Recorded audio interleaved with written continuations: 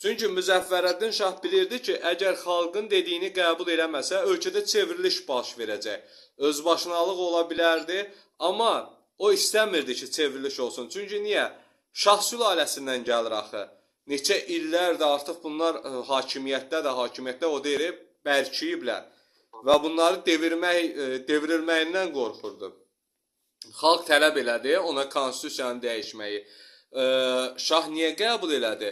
Ölkədə çevriliş olmasın deyə.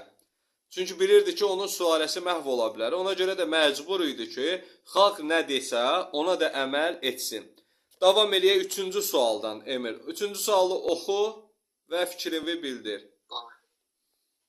Cənubi Azərbaycan məşrut hərəkatına aid deyil. Mən orada B olacaq, çünki muxtariyyət əldə etməsi orada hər şey yox idi. Bəli, muxtariyyət əldə etməsi yox idi. Ancaq xalqın bütün tərəfdarları, təbəqəsi iştirak edirdi, əyalət şurası var idi, müqəddəs yerlərdə bəstə oturmaq var idi, mövcud rejimə ya dəyərli ağalığına qarşı olması idi. Bəli, həm mövcud rejimə, həm də deyirik, xarici müdaxilə. Niyə deyir ki, xarici müdaxiləçiləri ölkədən qovun? O ki, müqavilə bağlayırdı şah ki, özünü bərkitmək üçün, şah öz yerini bərkitmək üçün, öz mənfəəti üçün hər şey edirdi. Xalq da bunu qəbul eləmirdi. Xalqı elə bir ki, kölə vəziyyətinə gətirilmişdi. Ona görə də bəli, muxtariyyət məsələsi hələ ortaya atılmamışdı. 4-cü sualda nə var? 1907-ci ildə baş hançələrdən deyil, Məmməd Əli Şahın taxtasına çıxması bu düzdür. Həqiqətən onda taxta çıxmışdı. Aha, bizə aid olmayan lazımdır. Aha, onda sənlikdə. Aid olmayanı tap görək, cavab nədir, Emir? Fikrin nədir? Əgər deyirsənsə ki, bu deyil, deməli onda orada nəsə var. Orada məncə deyil olacaq. Çünki o 1908-ci ildə baş vermişdi. Məclis dağılması. Yaxşı, Məmməd Əli Şah neçənci ildə hakimiyyətə gəlib, Emir? Neçənci ildə şah taxtına oturub? 7-dən 9-a qədər. Bəli, 1907 və 1909-cu illər tamamilə doğrudur. Sən deyirsən ki, Kazakların Tehranda məclisi dağıtması neçənci ildir? 1908 deyilmi? Düşüncən odur. Hə, yox. Daha doğrusu orada Təbriz silahlı üsyan baş verir. O sonradan olmuşdu. Sonradan yəni neçənci ildə olub? Yaxşı, Təbrizdə silahlı üsyan neçənci ilə təsadüf edir? Əgər 7 deyilsə, neçənci ilə təsadüf edir? Bayaq 2 nəfər adı dedin, o 2 nəfərin adını de görüm. Həmin bax onlardır Təbrizdə üsyanı qaldıranlar. Xan idi sonluqları. Səttarxan idi, nə idi? Səttarxan, o biri də Bağır xan. Bəli, 1908-ci ildə Təbrizdə silahlı üsyan baş verməsi olub. Bu 1907-yə aid deyil. Deməli 4-də B variantı. Baxırıq 5-ə Emir. 5-də nədir? 5-ci sualı bir dənə oxu. 5-ci sual bax. Aha. 1907-ci ildə Qazar şahı təhdid və nümayişçilərin qətiyyətinin qarşısında. Aha, bax burada deyir, 1907-də deyirsən ki, taxta çıxıb 9-da gedib. Yəni 2 il hakimiyyətdə olub. Və indi deyir bu, belə deyim, tətil və nümayişçilər həmin vaxtı axı şahdan tələb eləyirdi. Nəyi tələb eləyirdi? Konstitusiyanı dəyişməyi, düzdür? Konstitusiyanı dəyişməyi tələb eləyirdi. Bəs yaxşı, şah 1907-ci ildə taxta çıxır, xalqın tələbi də konstitusiyanı dəyişmək idi. Biz deyirik axı 1909-a qədər hakimiyyətdə olub. Deməli razılaşır da xalqla, düzdür? Onda nəyi qəbul eləmiş olur orada? Konstitusiyaya əlavə birgə imzaladılar. Bəli, əlavələrlə birgə. Yəni bütün dəyişikliklə bərabər şah təsdiq elədi. Bəs yaxşı, niyə 1909-cu ildə Müzəffərəddin şah hakimiyyətdən gedəndə ölkə daxilində yenə də problem yaşandı? Nəyə görə yaşandı bu problem? Axı şah konstitusiyanın bərpasını, əlavələrini qəbul eləmişdi da 1907-ci ildə. Bəs niyə görə o 1909-cu ildə hakimiyyətdən gedəndə ölkədə problem yaşandı? Səbəb nə idi? 1909-dan danışırıq. Emir, bax 1909-da deyirik ki, 1909-da şah getdi. Müzəffərəddin devrildi. Deyək ki, ya hakimiyyətdən getdi, əl çəkdi, fərqi yoxdur. Niyə deyirəm 1909-da Müzəffərəddin şah gedən kimi xalq yenə ayağa qalxdı? Səbəb nə idi? Səttarxan Emil, o 1908-dir, Təbriz silahlı üsyanıdır. Səttarxan Bağırxanın bura aidiyyəti yoxdur. Mən deyirəm ki, şah hakimiyyətdən getdi. Yerinə gələn şah hansı addım atdı ki, xalq ayağa qalxdı? Konstitusiyanı təsdiq eləmədi. 1907-də Müzəffərəddin şahın imzaladığı konstitusiyanı yeni şah qəbul eləmədi. Niyə?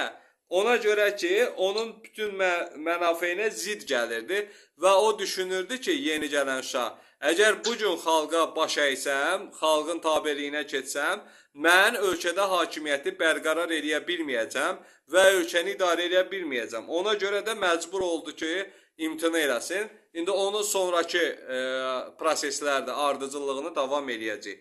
Yaxşı, 1908-ci ildə Təbrizdə qazanılan qələbənin nəticəsi.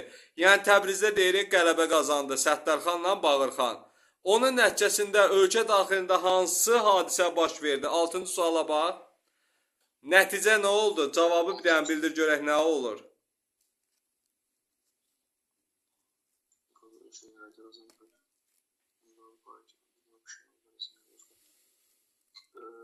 Orada iki fakt var idi olmalı. Hı-hı.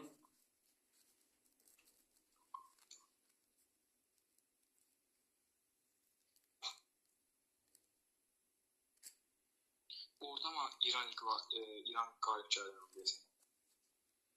Yox, inqilab deyirsənə qalib gəlir. Onda şahı devirmək lazımdır axı. Əgər sən deyirsənsə inqilab qalib gəlir.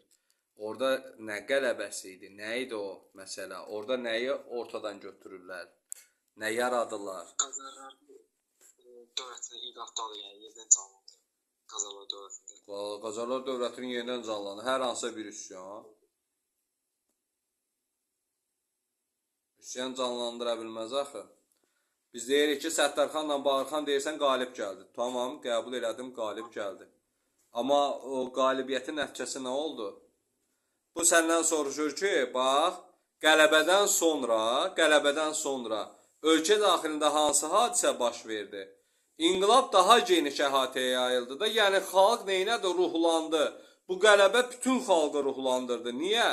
İnqilabı hər tərəfli yaydı. Çünki artıq bax, Zəncanda deyirik, Təbrizdən danışırıq, Tehrandan danışırıq. Artıq get-gedə neyniyir? Əhatəsi genişlənirdi. Və bu da nə demək idi? Artıq ölkə daxilində inqilabın yüksək zirvəsinə demək idi. İran inqilabı qalib gələ bilməz burada. Niyə? Çünki məşrutə inqilabı nə deyirik? 1911-ci ildə şah qoşunu və xarici müdaxilə nəticəsində yatırılır. Yəni şah qalib gəlir, öz yerini bərkidir, belə deyək. Mən niyə deyirəm, bəs 1909-da Müzəffərəddin şahın yerinə gələn hökmdar deyirəm, şah qəbul eləmədi, konstitusiyanı təsdiq eləmədi, neynədi, imtina elədi o konstitusiyadan. Çünki niyə? O deyirdi ki, əgər xalqa bugün boyun əysək, sonradan o xalqı biz idarə edə bilməyəcəyik. Onun da fikri boydu. Ona görə onu zəiflik kimi gördüyü üçün neynədi? Konstitusiyanı qəbul eləmədi. 7-ci suala bax. Bana. 7-ci sualda məşrutə inqilabı dövründə varlıların orada mən biraz düşünməmişdim. Müharibə Oxuyuram. Məşrutə inqilabı dövründə varlılardan müharibə xərci adlanan vergi alınırdı. Düzdür? Həmin bu vergini toplanırdı. Nə üçün toplayırdı dövlət bu vergini? əslində taxıl ehtiyatının taxıl yox, amma ərzağı deyəsən. Bilmirəm. İstəyirdilər.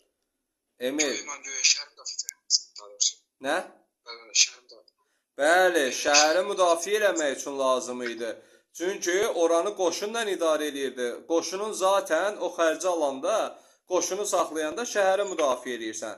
Taxıl ehtiyatıdır, çörək bolluğudur. Bunlar heç biri müharibə xərcinə aid deyil. Ancaq şəhərin müdafiəsi üçün toplanan bu vergi xüsusilə şəhəri qorumaq üçün xərclənirdi. Bu vacib məsələ idi. Əsas prinsip şəhəri müdafiə eləmək idi. 8-ci suala bax Emir. Tamamilə doğrudur. Niyə? Çünki məclisi dağıdıldı və Tehrandakı Azərbaycan nümayəndəliyinin binası atəşə tutuldu. Bunu etməkdə məqsədi var idi. Bax, qulaq as, deyim. Şah fikirləşirdi ki, mən xalqı qorxu içində saxlasam, belə deyim də, onlar daha da ruhlana bilməyəcəklər. Ona görə də Azərbaycan nümayəndəliyini atəşə tutur ki, yəni fətva verən sizsiz. Yəni xalqı ayağa qaldıran da sizsiz. Ona görə də onları top atəşinə tutur ki, yəni bəlkə də onları qorxudaraq daha da geriyə çəkilməyə məcbur eləyər. Ancaq buna nail ola bilməyəcək. Çünki niyə? Hələ davam eləyəcək. 11-ci ildə artıq üsyan məsələsi yatırıla biləcək. Ancaq ona qədər Tehran, Təbriz, Zəncan, bu bütün baş verən üsyanlar, hətta Təbriz, əsas da Təbriz, Səttarxan və Barı xanın başçılığı ilə olan Təbriz üsyanı İranda, belə deyim, Şah sülaləsinə çox ciddi ziyan vurur. Başa düşdüm. Cavab səhv olan nədir?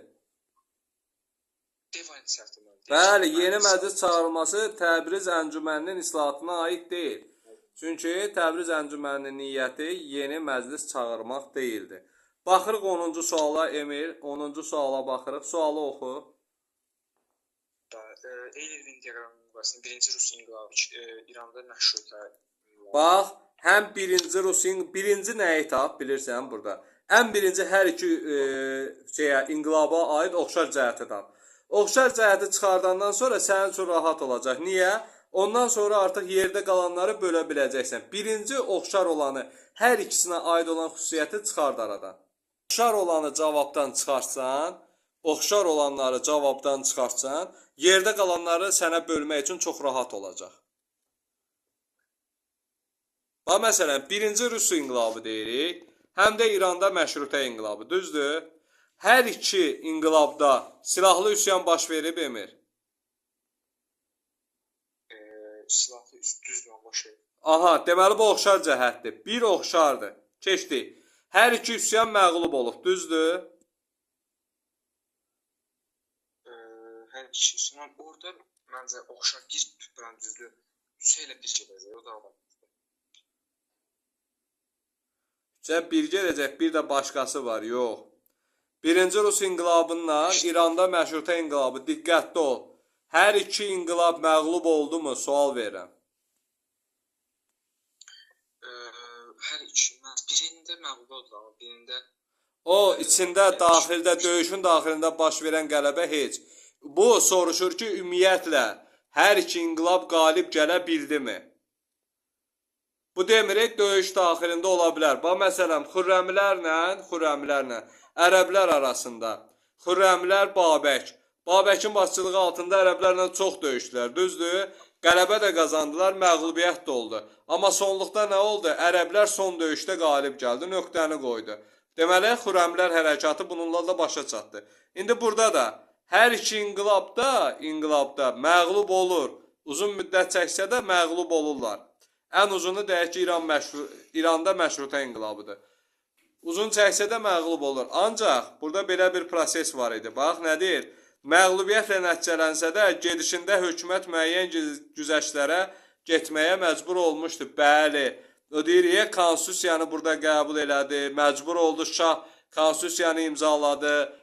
O hakimiyyətdən gedəndən sonra digər təsdiq eləməsə də, yəni müəyyən qələbələr qazanmışdı, müəyyən tələblər yerinə yetirilmişdi. Bunları bilsən niyə eləyirlər? Vaxt qazanmaq üçün və inqilabı sındırmaq üçün. Yəni inqilabla ya ortaq yol tapmalısan, ya da onu məğlub eləməlisən. Onlar da məğlub eləmə yolunu seçmək üçün neynədilər? Məcbur oldular ki, onları biraz vaxtını alsınlar. Deməli, burada nə olur? Oxşar cəhət olur. 1 və 5 silahlı üsyana çevrilmişdi. Məğlubiyyətlə nəticələnsə də gedişində hökumət müəyyən güzəştlərə getməyə məcbur olmuşdu. Bəli, həmin inqilab çərçivəsində hökumət, belə deyək də, biraz aldadıcı da olsa, məğlubiyyəti qəbul etmiş kimi görsənmişdi. İndi baxırıq digər məsələyə. Birinci Rus inqilabına aid olana baxırıq. Əsas nədir? Rus inqilabının təsiri ilə Bakıda tətillər baş vermişdi. Bəli, doğrudan da elə olmuşdu. Rusiyada inqilab nə demək idi? Bax, xalqın azadlığı budur. Eşidirək ki, Rusiyada inqilab olub və bu inqilab qələbə qazanır, belə deyək. Xalq ayağa qalxdı, xalq ruhlandı, müstəqillik yolunda artıq o deyir işığı sönmüşdü xalqın. Ancaq artıq onların öz daxilində parçalanması bu Azərbaycan xalqının işinə yaradı? Niyə? Artıq müstəqillik arzusu, ideyaları daha da qüvvətlənməyə, genişlənməyə başladı. Digər bir məsələ. İranda məşrutə inqilabında bilirik ki, konstitusiya qəbul olunub, düzdür. Çünki nə deyirik, Müzəffərəddin Şah məcburi də olsa 1907-ci ildə konstitusiyanı imzaladı. Bir də hərbi şura yaradılmışdı. Tamamilə doğrudur. Hərbi şuranın da yaratma məsələsi var. Səttarxan, Bağırxan kimi. Beynində onları saxlasan, cavab sənə həmişə sadə gələcək. Başa düşdün əzizim? Hər dəfə o mövzunu oxuyanda, eləyəndə onu sxemləsən beynivə, avtomatik sənin yaddaşında bərkiyəcək. Yaxşımı? Əla. İndi davam elə, ona 11-ci sualı özün təhlil elə. Birinci sual. 11. 1 yox, 11. Demək, 11-ci sualda düz biraz yaxşı düşünürüz. Göstərilənlər aiddir. Orada Təbrizdə xüsusi necə? Xüsusi komissiya yaratmışdı. Seçkili hakimiyyət orqanları idi. Nə? Nə yaradılmışdı? Əncümənləri nəzərdə tutulmalı. Əncümən. Emir, səndə bir xarakter var, deyim onu. Özünə inam 0. Niyə bilirsənmi? Biraz təsir edən kimi cavabı dəyişirsən. Bu olmamalıdır əslində. Cavab əncümən idi. Doğrudan da əncümənlərə aid idi. Çünki niyə? Xüsusi komissiya xarakterli idi və seçkili hakimiyyət orqanı idi. Tamamilə doğrudur. Hər bir seçki hüququndan istifadə edə bilərdi, müdaxilə edə bilərdi. Çox güclü, strateji, əhəmiyyətli bir nə idi? Orqanı idi. Niyə deyir? Hakimiyyət orqanları idi. Yəni, seçən, seçilən məsələsi. Əsas məsələmiz o idi. Davam eləyək Emir.